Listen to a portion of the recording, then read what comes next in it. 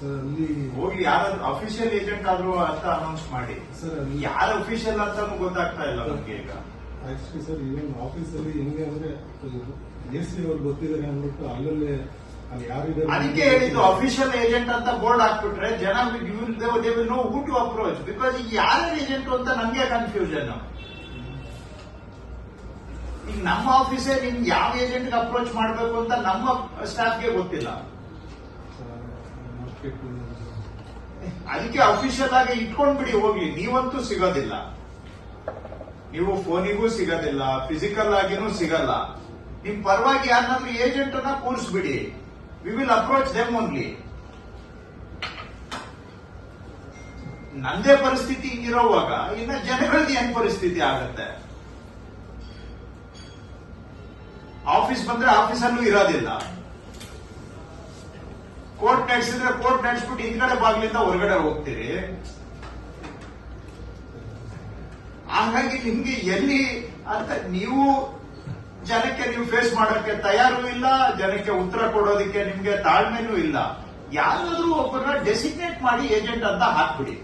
ಇಲ್ಲ ಇಬ್ಬರನ್ನ ಹಾಕ್ತೀರಾ ಹಾಕಿ, ಮೂವರ್ನ ಇಡ್ತೀರಾ ಇಡಿ. ಅಫಿಷಿಯಲ್ ಆಗಿ ಏಜೆಂಟ್ ಅನ್ನ ನೇಮಕ ಮಾಡ್ಬಿಡಿ. ಅಷ್ಟೇ ನಾನು ಹೇಳ್ತಾ ಇರೋದು, ಬೇರೇನಿಲ್ಲ.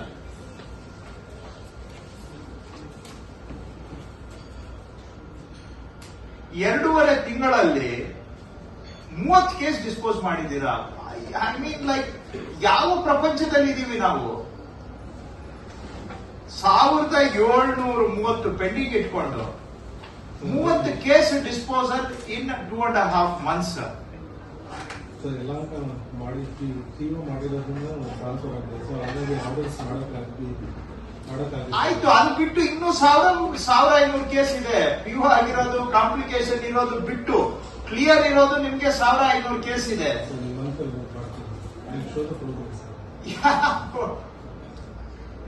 ನಿಜವಾಗೂ ನಿಮ್ಗೆ ಐ ಆಮ್ ಸರ್ಪ್ರೈಸ್ಡ್. ನೇರ ಮುಖ ಇಟ್ಕೊಂಡು ಇದನ್ನ ಹೇಳ್ತಾ ಇದ್ದೀರಾ ಅಂತ ನಿಮ್ಗೆ. ಹಾಗಾದ್ರೆ I must commend you with your capability of ಡುಪ್ಲಿಸಿಟಿ.